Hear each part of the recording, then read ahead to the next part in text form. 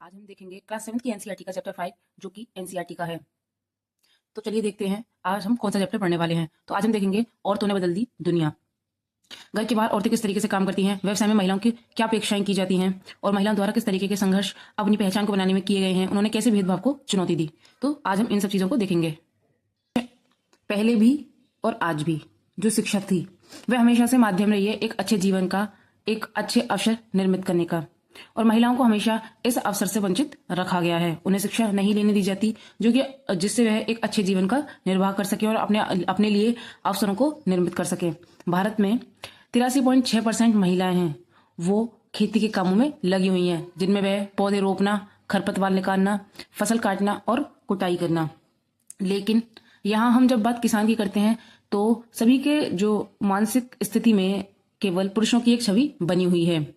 कम अवसर और कठोर अपेक्षाएं हमेशा महिलाओं से ही रखी जाती हैं।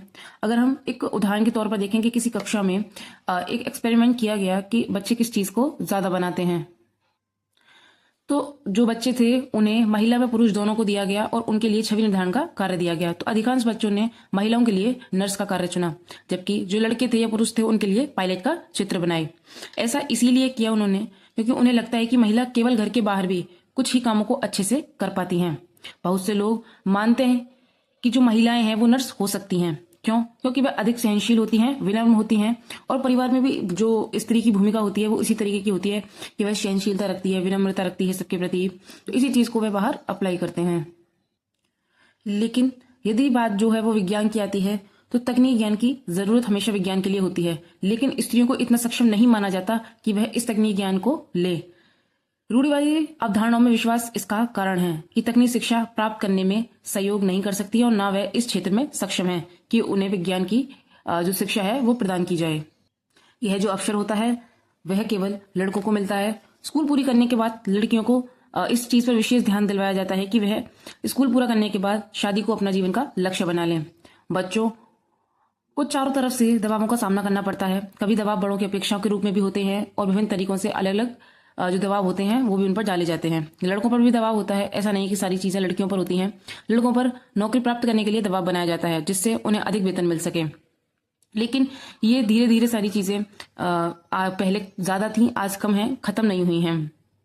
जहां लड़कियों की स्थिति बहुत ज्यादा खराब थी, आज उस स्थिति से वह थोड़ी बहुत निकल चुकी हैं, लेकिन आज भी उनकी स्थिति कोई बेहतर नहीं है। परिवर्तन के लिए सीखना सबसे पहली कड़ी होती है। अतीत में कुछ ही लोग पढ़ व लिख पाते थे, अधिकांश वही काम सीखते थे जो परिवार में होता था। लड़कियों की स्थिति और भी खराब थी, उन्हें अक्षर तक सीखने की अनुमति नहीं थी, वह केवल सहायिका मानी जाती थी।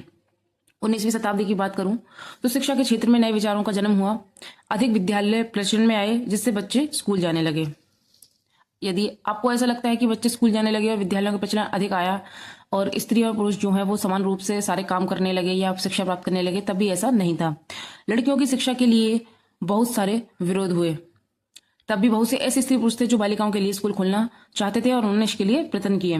स्त्रियों को पढ़ाने व लिखाने के लिए उन्होंने संघर्ष किया। इसी का एक उदाहरण अगर हम देखें तो राजसुंदरी देवी जो कि पश्चिम बंगाल में पैदा हुई और 60 वर्ष की अवस्था में उन्होंने अपनी पुस्तक लिखी। बांग्ला भाषा में अपनी आत्मकथा लिखी उन्होंने, जिसका नाम था अमार जीवन। किसी भारतीय महिला द्वारा लिखी गई यह पहली आत्मकथा थी और वो भी ऐसी नहीं लिखी गई, उन्हें इसके लिए बहुत संघर्ष करना पड़ा। वह धनवान जो परिवार था उसकी गृहिणी थी। पहले ऐसी मान्यता थी कि यदि स्त्रियां पढ़ती लिखती हैं तो वह पति के लिए दुर्भाग्य लेके आती हैं और विधवा हो जाती हैं। इसके बावजूद भी उन्होंने इन सारी चीजों को एक साइड हटाते हुए स्वयं को पढ़ाना लिखाना सिखाया। अत्यंत सवेरे ही काम करना शुरू कर देती थी वह, और आधी रात तक हो जाने के बाद भी उनका काम लगातार चलता रहता था। बीच में किसी भी तरीके का कोई आराम नहीं था, लेकिन मन में एक अभिलाषा थी पढ़ने की, धार्मिक पांडुलिपि जो होती है उनको। लेकिन उन दिनों स्त्रियों को नहीं पढ़ाया जाता था। बाद में वह स्वयं अपने विचारों का विरोध करने लगी कि उन्होंने जो ये पढ़ना लिखना स्वयं सीखा जो है, इसके लिए वह स्वयं अपने जो विचार हैं उनका विरोध करने लगी। स्त्रियां पढ़ती नहीं है, मैं अभागी हूं, मैं कैसे पढ़ूंगी, ये सारी चीजें। फिर एक दिन उन्हें एक सपना आता है जिसमें वह चैतन्य भगवान जो कि एक संत हैं उनका जीवन पढ़ रही थी और सुबह पति के द्वारा भी उस पुस्तक के बारे में सुना। उन्होंने अनेकों प्रयत्नों के माध्यम से पढ़ना व लिखना सीखा। जैसे वह जो चैतन्य भगवान की जो किताब थी वह उसमें से एक पन्ना फाड़कर अपने पास रख लेती थी। उसके बाद में उन जो शब्द वह सीखती थी उन्हें उनसे मैच करती थी। इस तरीके से उन्होंने अपनी शिक्षा को पूरा किया। अपनी आत्मकथा में उन्होंने दैनिकाधिक अपना जो दैनिक जीवन था उसके बारे में विस्तार से सारे अनुभवों को साझा किया। उस समय स्त्रियों की स्थिति के बारे में लिखा कि कैसे ऐसे भी दिन हुआ करते थे जहां क्षण भर का भी आराम नहीं था, बैठने तक का नहीं, बैठना तो छोड़ो कुछ खाने तक का भी जो टाइम था वो स्त्रियों को नहीं मिल पाता था। उन दिनों के विपरीत आज भी बहुत सी लड़कियां शिक्षण सुविधा के अभाव व गरीबी के कारण, भेदभाव के कारण स्कूल जाना छोड़ देती हैं। जो पहले भेदभाव होते थे, स्त्रियों को दबाया जाता था, वो आज भी अलग तरीके से कारण बनकर आए हैं। कहीं जो शिक्षण सुविधाएं उनका अभाव है, तो कहीं गरीबी के कारण, कहीं भेदभाव के कारण वे स्कूल छोड़ देती हैं और आगे नहीं पढ़ पाती। रुकैया सिखावत हुसैन, जो कि इन्होंने एक सपना देखा लेडी लैंड का, उनका सपना। वह भी धनी परिवार में पैदा हुई। उन्हें जो उर्दू थी वह पहले से ही लिखनी और पढ़नी आती थी, लेकिन उनकी इच्छा थी कि वह बांग्ला व अंग्रेजी सीखना चाहती थी। लेकिन उस समय अंग्रेजी भाषा को नए विचारों का माध्यम माना जाता था और लड़कियों के लिए इस चीज को ठीक नहीं माना जाता था। लड़कों को अंग्रेजी पढ़ाई व लिखाई जाती थी। इसी के द्वारा जो रुकैया सखावत थी उन्होंने अपने भाई बहनों से जो अंग्रेजी है उसको लिखना व पढ़ना सीखा। अभ्यास हेतु उन्होंने अपनी कहानी लिखी, जिसमें सुल्ताना का स्वप्न उन्होंने इसका नाम दिया, जो कि लेडी लैंड था।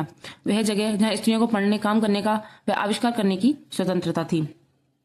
उसके बाद में यदि आप देखें कि इन दोनों उदाहरणों से आपको ये पता चलता है कि जहां लड़कियों को शिक्षा प्राप्त करने का अधिकार नहीं था, फिर भी उन्होंने जद्दोजहद करके शिक्षा को प्राप्त किया।